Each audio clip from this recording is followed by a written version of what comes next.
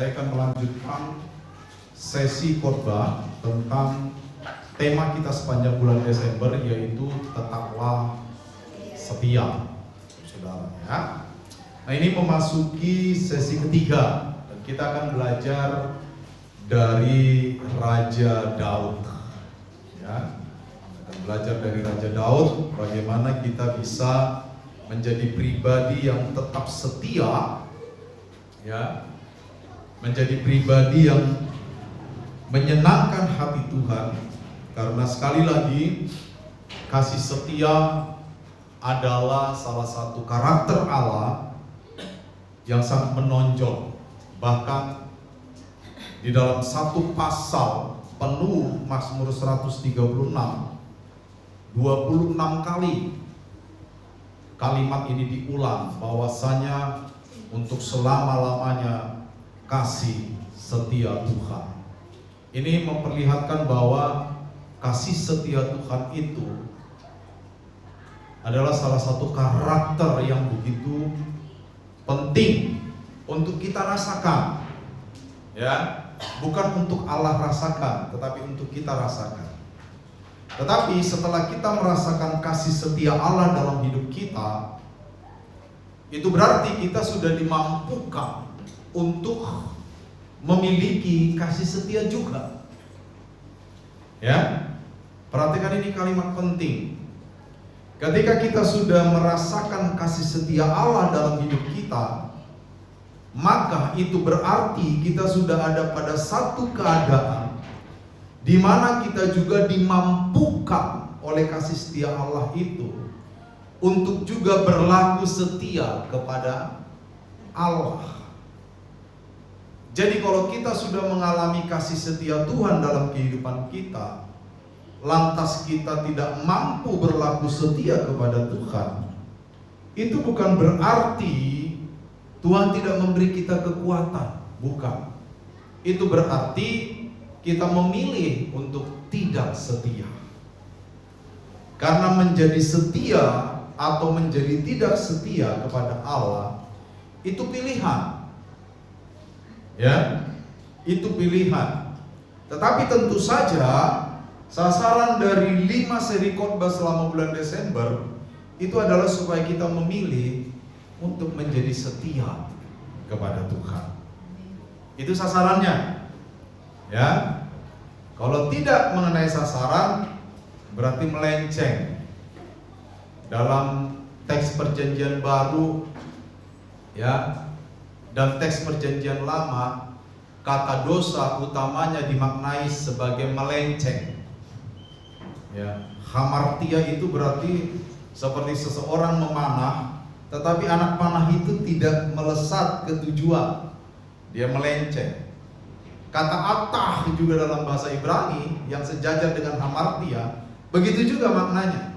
Dosa adalah ketika kita tidak tepat pada sasaran.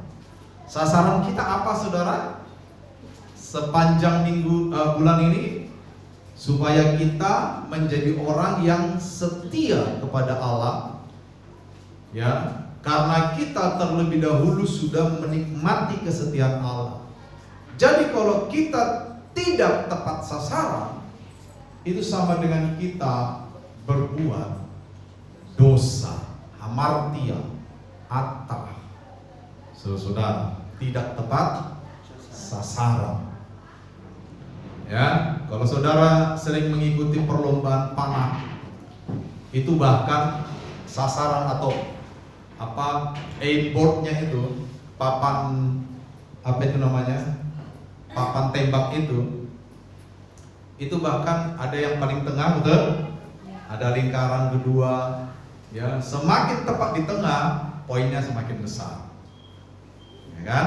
Seperti itulah sasaran dari khotbah sepanjang Desember ini. Nah, pagi ini kita akan belajar dari Raja Daud. Seperti biasa kita langsung saja mengulik apa yang bisa kita pelajari dari Raja Daud. Next, yang pertama saudara, ya, Raja Daud itu adalah seseorang yang memiliki hati yang mencari Allah. Bahkan hati yang mencari Allah itu dia sudah miliki sejak masa mudanya. Ya, sejak masa mudanya. Satu kali dulu di Sumbawa, ya kita punya jemaat yang dulu Pak, ada yang masih ingat Pak Yohanes sama Ibu Deslina?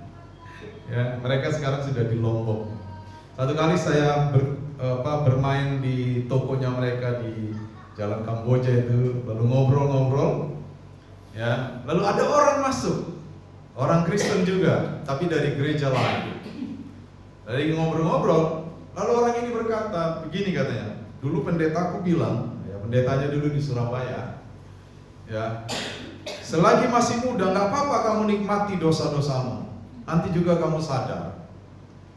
Saya bilang, kalau kamu mati pas muda gimana? Saudara-saudara, yang begini-gini ini penyesatan terjadi di banyak tempat. Ada orang menganggap, mumpung saya masih muda, saya nikmati dunia. Ya, mumpung saya masih muda, saya berpetualang apa saja saya lakukan. Ya, semua kenikmatan dunia saya rengkuh.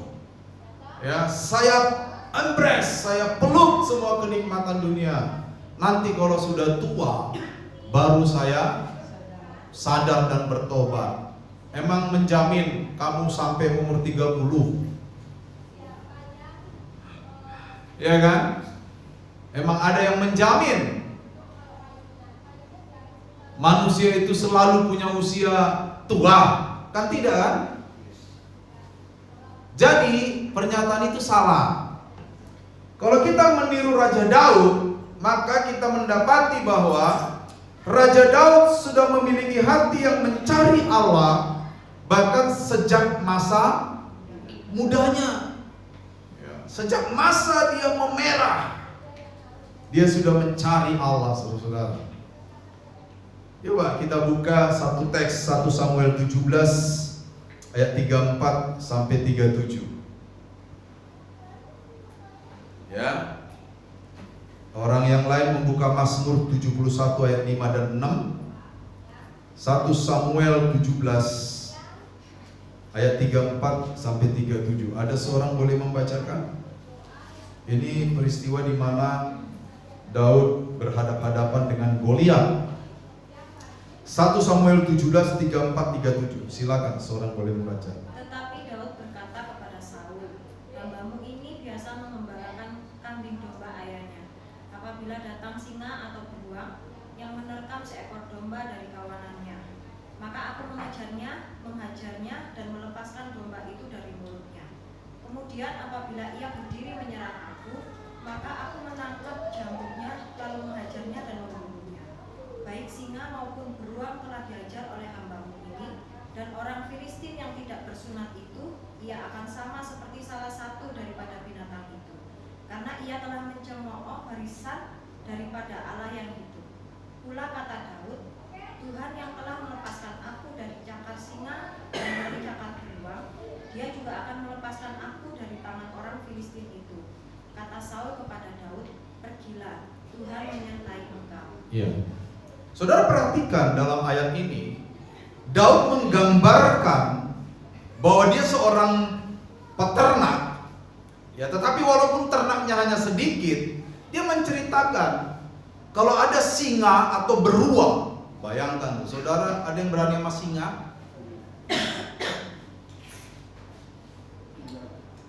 Singa atau beruang datang mau menerkam dombanya, apa yang dilakukan? Dia melawan singa atau beruang itu. Tetapi pertanyaan yang lebih mendalam adalah, siapa yang memampukan dia melawan singa dan beruang itu? Di ayat 37 dikatakan apa? Tuhan yang telah melepaskan aku dari cakar singa dan cakar beruang. Artinya saudara-saudara, Daud selalu terhubung dengan Allah, bahkan dalam urusan penggembalaan domba. Saudara lihat, ini menunjukkan kepada kita bahwa sejak mudanya Daud memang selalu terhubung dengan Allah. Ada lagu yang baru tuh, ku terhubung denganmu, selalu melekat di hatimu, firman-Mu itulah dasar hidupku. Ya kan? Jadi keterhubungan Daud dengan Allah itu sudah ada sejak masa mudanya. Karena waktu Daud berbicara kepada Saul, dia juga masih muda, betul?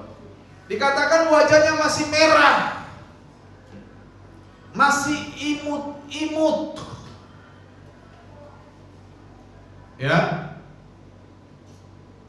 Jadi saudara, yang penting untuk kita tiru dari Daud terkait dengan kesetiaannya kepada Allah, hati yang mencari Allah. Saudara-saudara, hati yang mencari Tuhan. Jangan tunggu tua baru cari Tuhan. Kadang-kadang orang-orang ini tidak memahami proses dari penuaan hati. Di dalam Alkitab, hati nurani itu dalam teks Yunaninya disebut suneidesis. Hati nurani ini bisa beku. Dalam satu bincang-bincang waktu saya dulu masih di kelas sekolah Alkitab, salah satu dosen saya mengatakan, kenapa Firaun hatinya mengeras? Hati itu katanya ibarat lilin. Lilin itu kan adalah salah satu benda yang mengandung wax, tahu wax atau wax. Kalau dia panas dia itu cair, betul? Betul? Lilin kalau panas cair dah? Coba mati dia, dipadamkan, beku, karena dia mengandung wax. Kira-kira hati nurani itu seperti itu. Kalau kita dari muda sudah terbiasa melawan Allah, jangan kira bahwa sekarang sudah umur 45, waktunya untuk menuruti Allah. Siapa bilang segampang itu? Hati yang sudah melawan Allah, ya, itu akan mengeras. Itu sebabnya Paulus berkata, supaya kita tetap hidup di dalam hati nurani yang murni, supaya tidak mengeras hati itu. Karena ketika hati itu sudah mengeras, di situ yang dinamakan di dalam istilah psikologi the point of no return. Itu artinya satu titik yang tidak bisa kembali. Hati-hati, ya. Ada titik dalam hidup kita pengen bertobat, nggak bisa bertobat. Karena apa? Keduniawian itu sudah menguasai kita. Hati kita sudah mengeras. Dan istilah the point of no return itu bisa kita dapati dalam banyak hal di dunia ini. Terkait hati bisa, ya kan? Terkait ilmu angkasa juga bisa. Ada banyak contoh.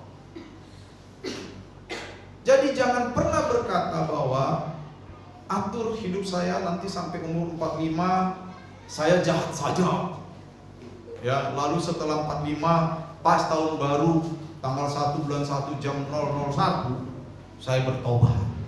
Tidak semudah itu, Ferguson. Iya kan? Jangan kira bertobat itu seperti kita membuka buku kertas baru tinggal begitu. Enggak, itu masalah hati. Betul kan? Kalau hati kita sudah keras, mencairkannya butuh waktu. Ya, kalau pas mencairkan Anda masih hidup atau saya masih hidup. Betul? Jadi saudara-saudara, carilah Tuhan semenjak hari ini juga. Entah engkau muda, entah engkau parubaya, entah engkau sudah tua, carilah Allah. Milikilah hati yang mencari Tuhan. Miliki hati yang mencari Allah. Ini yang kita contoh dari Raja Daud. Mazmur 71 ayat 5 dan 6. Seorang yang lain boleh bacakan?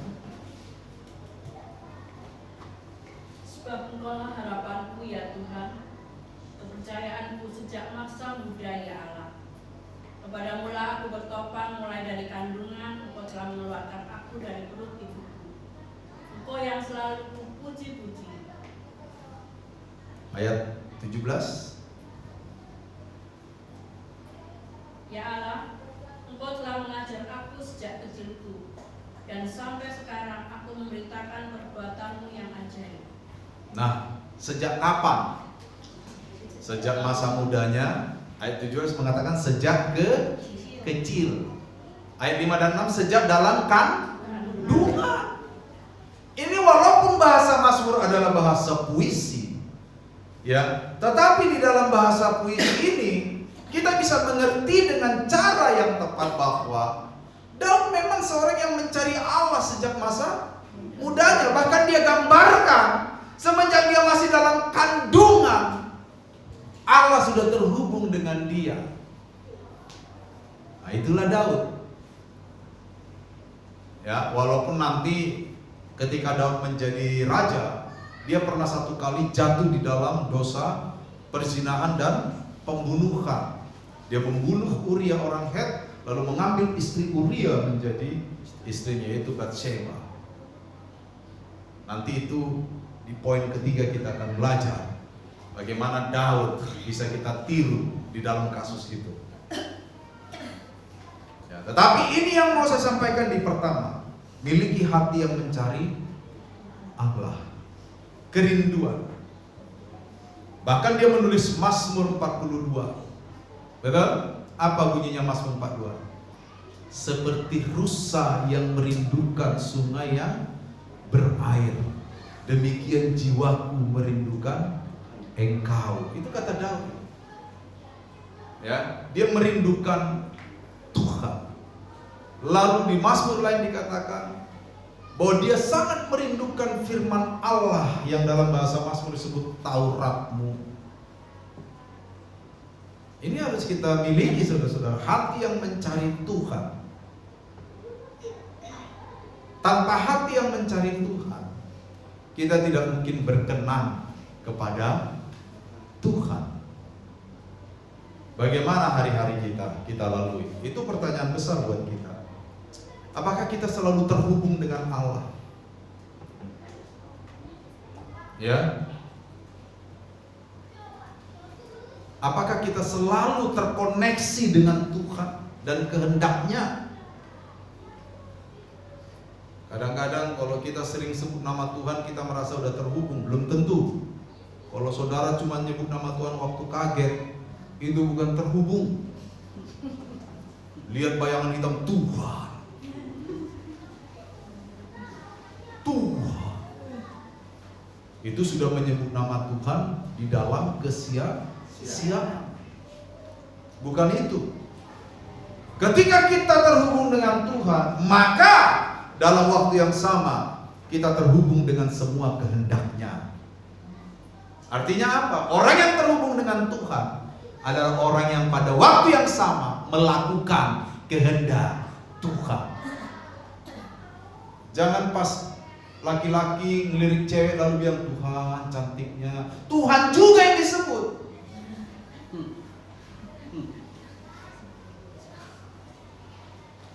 Iya kan? Tuhan diajak berbuat dosa, tak patut. Ya kan? Jangan. Ketika kita terhubung dengan Allah, maka pada saat yang sama sebagai ukuran bahwa saya terhubung dengan Allah, saya terhubung dengan kehendak Allah. Itu dia, saudara-saudara. Amin. Jangan kita ngaku-ngaku terhubung dengan Allah tapi melawan kehendak Allah. Mulut kita nggak bisa dijaga, sampah-sampah keluar dari mulut kita. Pikiran kita tak terkendali, ya, kotor-kotor keluar dari pikiran kita. Tapi kita mengaku terhubung dengan Tuhan. Saya curiga Tuhan yang mana?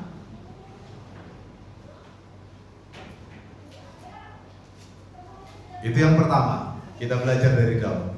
Hati yang mencari Allah. Ketika saya terhubung dengan Allah, ketika Anda terhubung dengan Allah, maka pada saat yang sama kita juga terhubung dengan kehendak-Nya.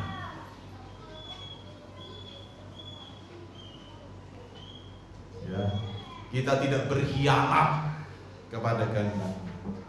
Saudara pernah nonton film Tenggelamnya Kapal Van der Wijk?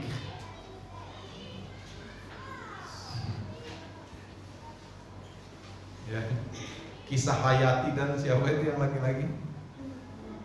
Hah?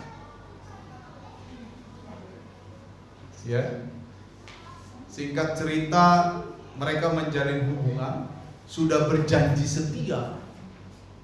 Hayati ini keluarga miskin, yang laki-laki juga keluarga miskin, merantau ke Minang.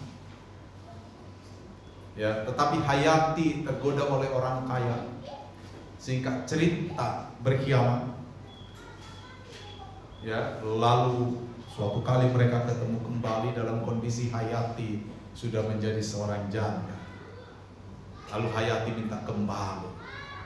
Apa yang dikatakan laki-laki ini kepada Hayati? Hayati bilang, kau kejam karena kau menolak aku. Lalu laki-laki itu, kau bilang kejam? Begitulah perempuan. Dia hanya tahu melihat perbuatan orang lain yang menyakiti hatinya, tetapi lupa bahwa dia juga menyakiti hati orang lain. Begitu kan? Logatnya kan gitu kan? Iya kan? Makanya nonton film bagus banget. Tidak tahukah kau siapa yang kejam di antara kita, Hayati? Kau yang sudah memperkenalkan aku kepada nini nenekmu, tetapi saya yang tidak berada dan tidak hormat adat Minangkabau. Saya masih ingat kau antar saya ke persimpangan jalan dengan urai air mata. Kau berjanji menunggu aku di situ, tetapi kirim surat bahwa kau dan aku perlu uang, tidak bisa hidup dengan kemiskinan. Iya kan? 2 bulan aku meratap hampir mati, Hayati. Kau datang dengan inang bahwa kau sudah menunjukkan bahwa kau sudah punya yang lain. Seru itu gimana? Itu dialog yang paling saya suka itu. Makanya saya sampai hafal. Ya. Berkhianat. Sama Tuhan juga kita kadang berkhianat. Betul? Kita bilang setia sama Tuhan, ya kan? Setia sama Tuhan. Tapi praktiknya tidak. Sama kayak Hayati itu. Setia sama. Akan kutunggu kau di persimpangan jalan ini, katanya. Dikasih selendang. Ya. Tapi dia berkhianat. Omongannya setia, tindakannya berkhianat. Kadang kita gitu sama Tuhan, saudara. Kita bilang kita setia sama Tuhan, tetapi tindakan kita berkhianat. Makanya tadi saya gabung. Ketika kita berkata bahwa kita terhubung dengan Allah, maka pada saat yang sama kita juga harus terhubung dengan kehendak-Nya. Itu penting, itu diingat. Haleluya. Ya. Apakah saudara dan saya adalah Hayati? Next, bro. Mereka nanti pikiran soal Hayati ini susah. Yang kedua, Daud bertindak berdasarkan pengenalannya akan Allah. Ya, Daud bertindak berdasarkan, ingat ini penting sekali. Tindakan Daud ada dasarnya. Dasarnya apa? Pengenalannya akan Allah. 1 Samuel 17 ayat 45 sampai 47. Coba. Seorang lain boleh baca. 45 sampai 47. Tetapi Daud berkata kepada orang Filistin itu, engkau mendatangi aku dengan pedang dan tombak dan lembing, tetapi aku mendatangi engkau dengan nama Tuhan semesta alam, Allah segala barisan Israel yang kau tantang itu. Hari ini juga Tuhan akan menyerahkan engkau ke dalam tanganku, dan aku akan mengalahkan engkau dan memenggal kepalamu dari bulumu. Hari ini juga aku akan memberikan mayatmu dan mayat tentara orang Filistin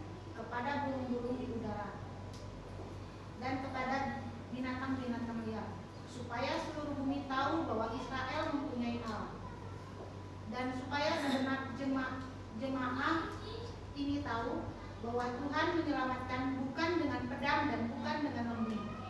Sebab di tangan Tuhanlah pertempuran dan Ia pun menyerahkan kamu ke dalam tangan kami. Iya. Daud itu mengenal Allah dengan baik.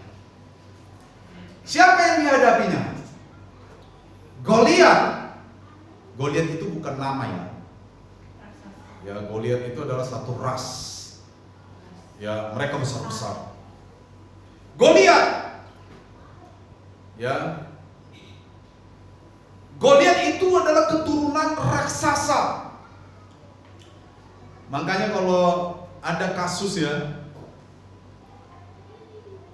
orang kecil lawan orang besar, seringkali disebut Daud versus Goliat.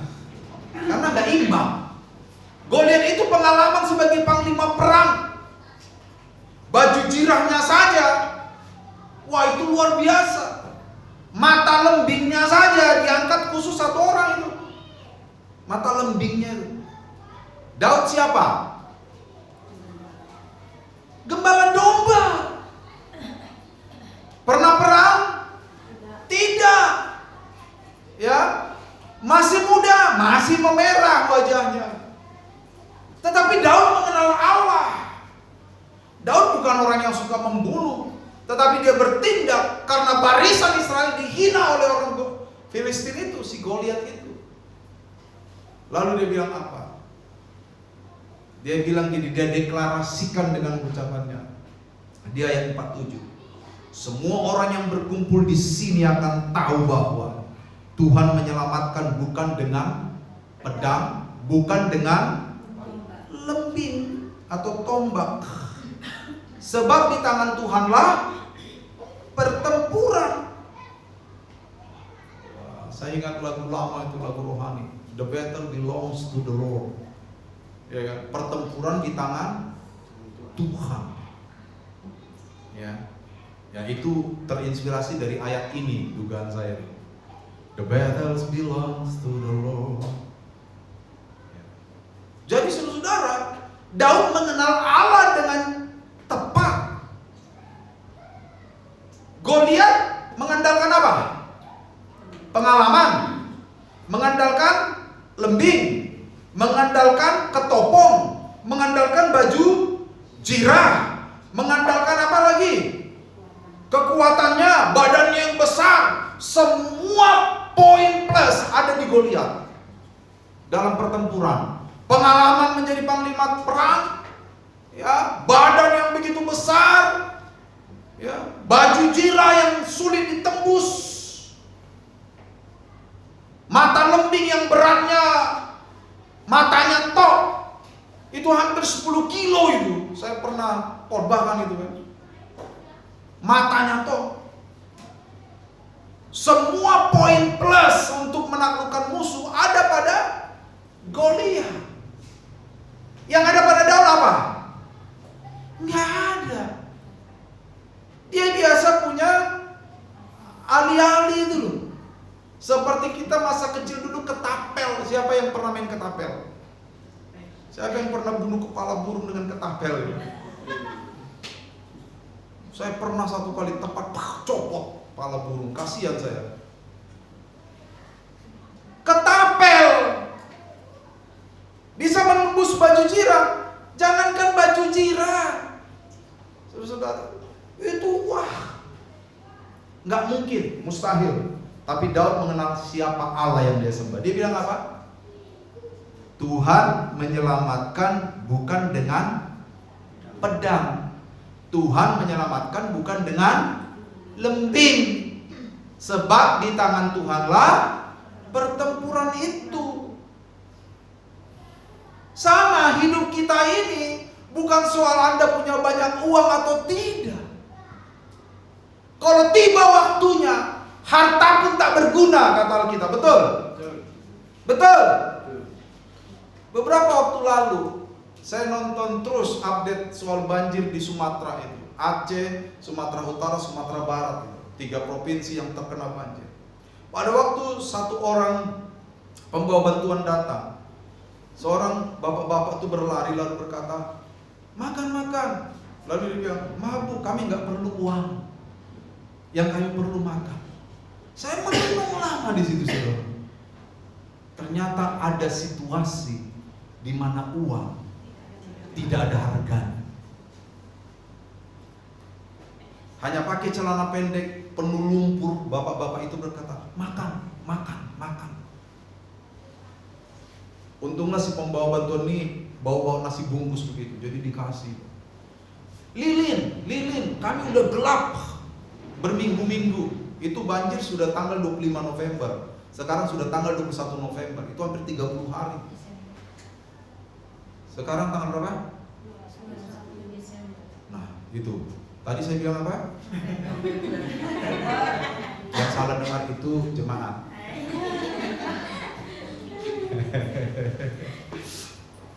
Ya, hampir 30 hari kan? Saya bisa bayangkan dia dengan tegas mengatakan uang nggak perlu, karena mereka mau ngasih uang nggak perlu, makan. Saudara, Alkitab juga pernah mencatat akan ada waktu di mana harta tidak berguna. Pada hari pembinasaan, harta tidak berguna. Hati-hati. Bukan nggak boleh punya harta loh, tetapi ingat, Tuhan menyelamatkan bukan dengan lembing. Tuhan menyelamatkan bukan dengan pedang. Sebab di tangan Tuhanlah pertempuran. Kalau kita mengandalkan apa yang ada pada kita, suatu hari itu binasa. Kita bersama sudah melihat bagaimana bencana mengubah apa yang dimiliki manusia hanya hitungan detik. Betul? Hanya hitungan detik.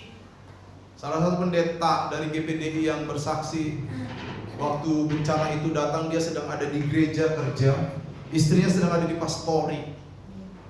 Iya kan, lihat kan itu kan. Banjir datang hanya sekejap mata, habis semua. Tempatnya itu, lantainya aja nggak kelihatan itu, tersisa. Lalu dia bilang, sampai sekarang istri saya belum ketemu. Kemarin sudah ketemu setelah 20 hari lebih dalam keadaan meninggal.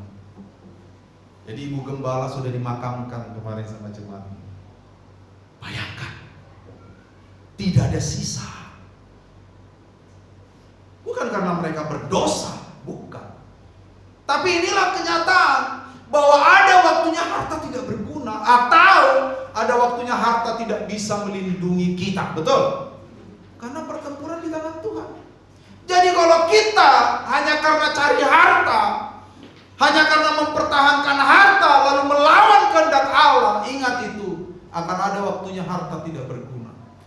Pada waktu itu, pada waktu kebinasaan datang, harta tidak berguna. Carilah harta, betul? Carilah duit. Tetapi ingat, jangan korbankan hubunganmu dengan Allah. Jangan melawan kehendak Allah hanya karena cari duit.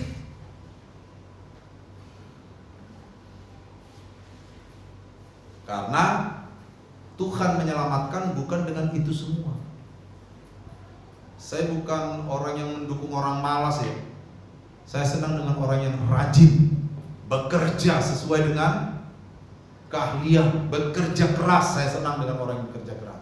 Tetapi di atas bekerja keras ada prioritas yang lebih utama. Artinya bekerja jangan sampai melawan kehendak Allah. Itu dia. Jangan untuk mendapatkan uang yang banyak, untuk mendapatkan harta yang banyak, kita menghalalkan segala cara. Orang Batak bilang by hook or by crook. Segala cara, at any cost, semua dilalui. Jangan, tetaplah pegang kehendak Allah. Karena di tangan siapa pertempuran hidup ini? Tangan Tuhan. Tuhan bisa menolong kita dengan caranya, saudara-saudara. Daud yang tidak punya apa-apa dibanding Goliat yang semua poin plusnya ada di sana. Pada akhirnya siapa yang tumbang? Goliat. Daud mengayunkan Ya. Kok ya pas kena jidatnya, di jidatnya itu ada yang bolong itu di antara ketopongnya itu. Sekarang lo Daud seahli apapun, siapa yang mengarahkan batu itu? Pasti Tuhan itu. Tubuh Goliat itu diselimuti oleh besi kok. Hanya karena batu sungai mati, kok ya pas itu masuk? Mungkin dia menyesal, kenapa ketopong saya ada lubangnya ya? Kenapa nggak pakai yang full face kan? Tapi sudah terlambat. Udah terlambat. Jadi iya sih, ambil ketopong pas yang ada lubang kecilnya. Tetapi ini menggambarkan bahwa peperangan memang di tangan Tuhan. Peperangan di tangan Tuhan, saudara. Kalau kita mau berlaku setia kepada Tuhan, kita harus sadari ini. Ya, ini bukan pilihan ya, tetapi ini prioritas. Bekerja mencari uang, mencari nafkah, itu perlu. Sangat perlu. Tetapi ada prioritas yang lain yang bunyinya seperti ini. Jangan bekerja lalu mengorbankan kehendak Allah. Itu bunyinya. Poin ini tuh. Jangan nanti kita nggak kerja lalu doa 24 jam. Itu juga salah itu. Tapi ketika kita bekerja, lakukan pekerjaan kita dengan cara tidak melanggar kehendak Allah. Itu maksudnya poin ini. Kesetiaan kepada Tuhan tuh begitu, saudara. Ya, begitu. Jangan curang. Saya kalau ada orang yang datang ke saya, sebanyak itu orang datang. Misalnya saya kan gembala ya. Seperti kemarin saya hadir dalam sebuah Natal, dalam acara makan, ada orang datang gini-gini, ngeluh tentang ini itu, gimana Pak ini. Saya nasihati dia. Bagaimana Anda berjemaat yang baik? Saya nggak mau cari kesempatan, saudara. Oh iya, datang aja ke gereja saya. Oh no. Saya memegang teguh bahwa Tuhanlah yang mengendalikan segala sesuatu. Amin. Saya nasihati dia. Enggak saya suka.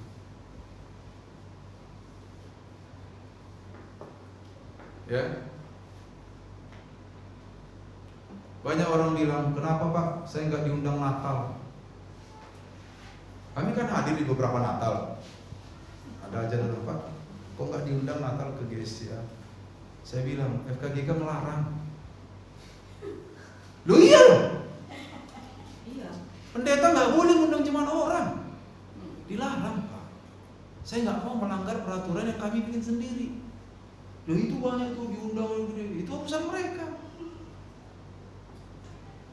Itu urusan mereka. Betul saudara? Iya kan?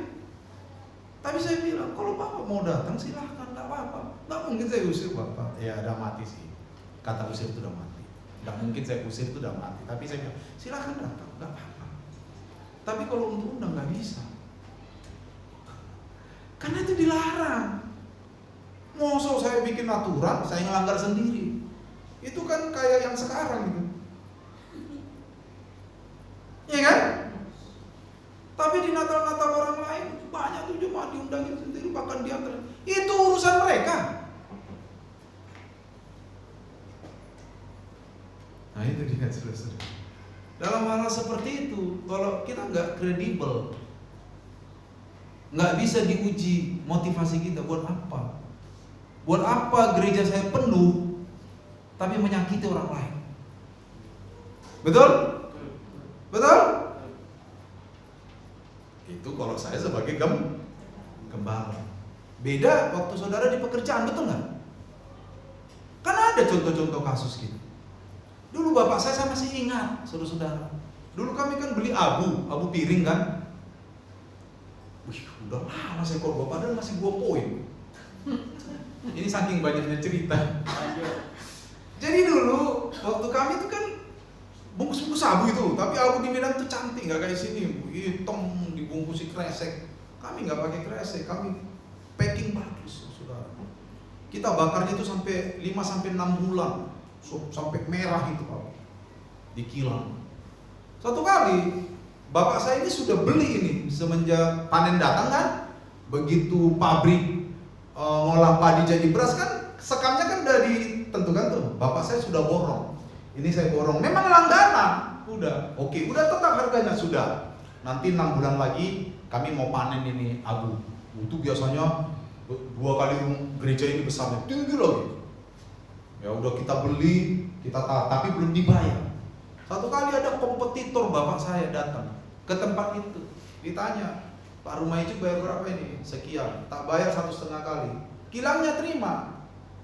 Ya kan nggak salah juga namanya dagang tuh. Iya kan? Tapi menyakiti siapa? Bapak saya. Bapak saya waktu itu pernah tua di gereja tapi emosian. Satu kali dia asap pisau. Ya asap pisau kan tajam. Mama saya lihat. Waktu itu bapak saya udah sembuh itu dari TBC-nya. Buat apa itu pisau Bapak Endi katanya. Nama abang saya kan Hendrik. Jadi Bapak Endi. Bapak Endi buat apa? Mau bunuh itu siapa disebut namanya. Wih, kaget kita semua tuh. Wih, ngeri loh. Kenapa? Menyakiti. Bukan berarti kalau kita disakiti asap pisau, bukan. Ini contoh. Contoh dulu bapak saya itu sampai begitu. Memang bapak saya itu gak banyak ngomong, diam dia. Tapi tiba-tiba bunyi gitu kan. Untuk apa? Bapak saya ini asap pisau tajam betul. Maksudnya dia sekali cek. Di Medan tuh ada istilah tikam cantik. Jadi dia sambil senyum, pergi dia. Loh iya, memang Medan tuh semua jenis kejahatan ada di situ. Untung saya diselamatkan dari situ. Ya. Kenapa bapak saya bertindak begitu? Ini bukan membenarkan tindakan bapak saya loh. Tidak sama sekali. Bapak saya udah pernah tua waktu itu ya di gereja. Tapi kenapa bapak saya bertindak gitu? Karena sakit hati. Sama. Jaga itu. Jangan bilang urusan dia sakit hati. Oh enggak boleh. Anak Tuhan enggak begitu. Tidak begitu anak Tuhan. Makanya sering saya bilang, kehidupan anak Tuhan itu ada di dalam sebuah bingkai. Orang lain boleh berbuat ini di luar bingkai, kita nggak boleh. Kan urusan dia sakit hati, namanya juga dagang. Betul, itu di luar bingkai. Di dalam bingkai nggak begitu. Sama dengan saya sebagai gembala, saya perhatikan betul itu. Perhatikan betul itu. Sudah. Ya. Itu dia. Jadi bertindaklah sejajar dengan pengenalan kita akan Allah. Kalau kita berbuat curang, emang Tuhan nggak tahu kita berbuat curang? Tahu dong. Iya kan? Kalau kita mengambil yang bukan hak kita, emang Tuhan nggak tahu? Tahu dong. Sama, saya juga sebagai gembala begitu kok. Saya praktekkan dalam diri saya. Kalau saya mengambil kesempatan, semua jemaat lain yang curhat sama saya, lalu saya ambil kesempatan. Memang gerejamu tuh gak bagus, masuk aja ke sini. Memang Tuhan gak tahu. Wah Samuel nih parah juga nih. Makin pendek saya, udah saya pendek. Dulu tinggi saya 169, kemarin ukur jadi 164. Itu saya makin pendek saya tuh. Waktu ngurusin. Mungkin yang dulu salah ukur itu, saya percaya. Masa saya nyusut. Faktor usia menurun, Pak. Itu yang gak enak. Next bro, terakhir. Ya, ini perhatikan. Ini penting. Hal ketiga yang bisa kita pelajari dari Daud terkait dengan kesetiaannya kepada Tuhan adalah Daud menerima teguran dan Daud dapat diajar.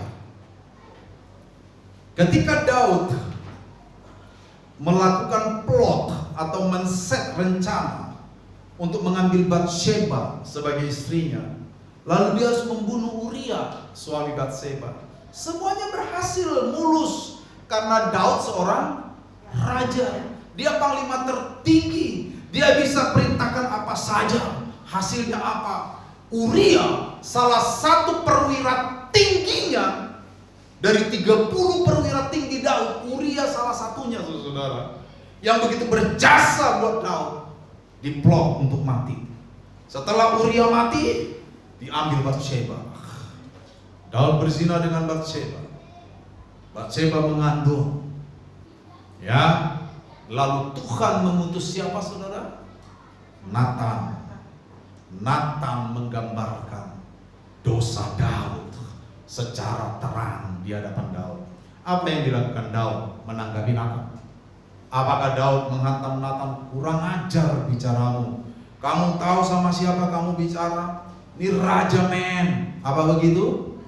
Tidak. Daud mendengarkan Natan. Lalu dia menerima teguran Natan yang berasal dari Tuhan. Daud merendahkan hatinya. Dia tidak menggunakan kekuasaannya untuk membungkam mulutnya Nabi Natan. Dia bisa saja membungkam Nabi Natan karena dia raja, saudara-saudara. Tetapi tidak. Daud ketika dia ditegur terhadap dosanya, dia ditegur oleh Natan karena dia berbuat dosa, dia menerima teguran itu. Lalu dengan satu kalimat singkat dia berkata, aku telah berdosa terhadap Tuhan. Dan apa yang dilakukan Daud setelah itu? Dia bertobat. Inilah yang diinginkan oleh Allah dari kita. Kesetiaan kepada Allah itu meliputi hati yang mau ditegur.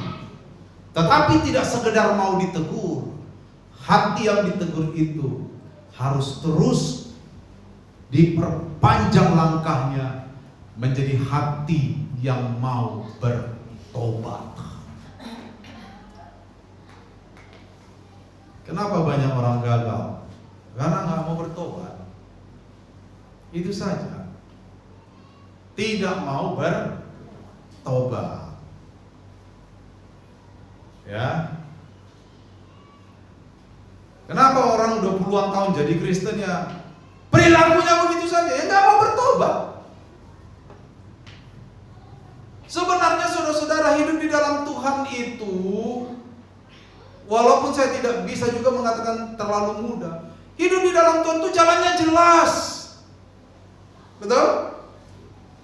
Matius pasal 7 ayat 12 mengatakan apa? Segala sesuatu yang kamu tidak inginkan agar orang lain perbuat kepadamu, maka jangan lakukan kepada orang lain. Itu dalam bentuk kalimat negatif. Dalam kalimat positif, segala sesuatu yang kamu inginkan agar orang lain perbuat kepadamu, perbuatlah juga kepada mereka demikian. Kalau kita tidak mau saudara-saudara disakiti, maka jangan sakiti orang. Iya kan? Kalau Anda mau dimengerti sebagai manusia, Anda dan saya juga harus mengerti orang lain. Jangan maunya dimengerti saja.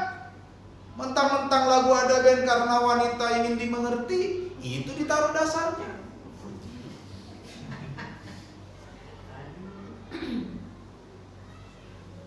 Iya kan?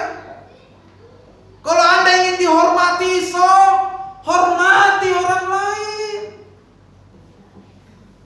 Iya dong. Ada orang pengen dipahami, nggak mau paham orang lain. Pengen dituruti kemauannya, nggak mau nuruti kemauan orang, maunya saja yang pengen dituruti. Jangan ngacung loh, jangan ngacung. Begitu saudara-saudara, itu orang nggak bertobat itu. Kalau Anda mau didengarkan orang ketika ngomong, dengarkan juga orang kalau ngomong.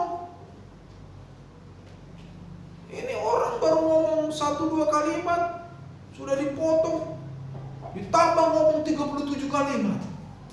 Ada dalil, memang begitu. Wanita butuh kata-kata 17.000 kata sehari.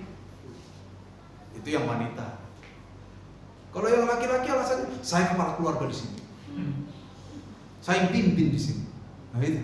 Semua pakai ayat Alkitab itu. Ya kan? Hai istri, tunduklah kepada suamimu. Dipakai itu tanpa konteks. Istri nggak mau kalah. Hai suami, kasihilah istrimu. Perang ayat Alkitab. Hasilnya berkelahi. Padahal ayat itu hasilnya nggak berkelahi itu. Hasilnya damai sejahtera itu. Di kitab Efesus itu. Tapi di luar ayat itu yang dicomot, tapi hasilnya berkelahi. Kenapa? Karena tidak bertobat. Saudara, enak nggak dicuekin orang? Misalnya saudara dicuekin, enak nggak? Maka jangan cuekin orang. Orang Batak bilang simple as that, sesimpel itu.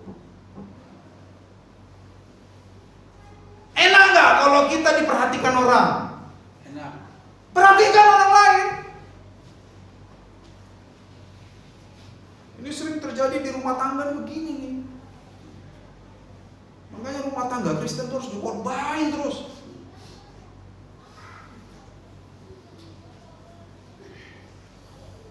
Yang istri hanya pengen dimengerti, ya kan? Karena wanita ingin dimengerti. Satu cuplikan dari lagu ada band ditempel di dinding kamar. Lelaki tidak mau kalah, sebab lelaki adalah kepala keluarga. Ya kan? Hai istri, tunduklah kepada suamimu. Istri nggak mau kalah itu salah cetak, Pak. Yang benar tuh hai istri, tunduklah suamimu. Betul? Rumah tangga itu kayak apa sih enaknya? Kalau Anda mau beli kulkas, siapa yang putuskan Anda beli kulkas tipe apa? Ini kita bicara rumah tangga nih. Istri. Salah. Istri dan suami. Itu yang betul. Kadang-kadang istri ini terlalu cepat mutusin sendiri tentang banyak hal ini. Tapi yang disuruh melakukan suaminya. Istri yang mutusin, yang eksekusi suaminya. Kalau Anda memutuskan sendiri, lakukan sendiri. Betul?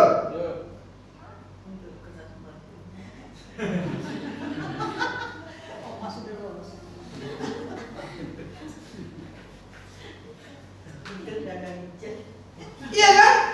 Loh, bener gak sih? Kami belajar untuk memutuskan segala sesuatu bersama, bukan tanpa tantangan. Bahkan hanya untuk membeli mesin cuci pun kita diskusi. Mereknya apa, harganya berapa, sesuai nggak budget. Untuk berdua cocok nggak? Belum cocok, saya cuci tangan saja. Jadi kami sekarang bilas pakai tangan karena mesin cuci rusak tuh setahun lebih tuh. Belum perlu kita. Lu begitu bener saudara. Nggak maksa. Ada yang lebih penting sekarang yang kita perjuangkan. Kita diskusi sama-sama. Terjadi perbedaan-perbedaan, terjadi, tapi damai juga akhirnya. Oh ini memang betul lebih penting ini. Kalau ini sudah selesai baru nanti kita atur pulang. Sekarang berkorban dulu. Iya kan? Istri saya yang bilas, yang cuci, saya yang bilas sama jemur. Loh iya. Begitu. Jangan suami bikin rencana-rencana sendiri, istri dipaksa ikut. Suka tidak suka ikut, saya kepala rumah tangga. Jangan istri bikin rencana-rencana sendiri, suami dipaksa ikut. Gak tahu suaminya lelah, gak tahu suaminya capek di mana, pokok ikut.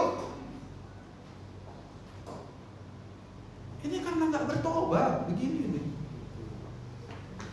Amin? Udah lama saya buat banyak. Terakhir dah Pak. Terakhir dulu. Ya. Jadi saudara, next ya. Dari Raja Daud kita bisa belajar apa, saudara? Ya. Dari Raja Daud kita belajar kesetiaan kepada Allah. Itu melibatkan apa? Pertama, hati yang terus-menerus mencari Dia. Hati yang bertindak berdasarkan pengenalan akan Dia, Allah.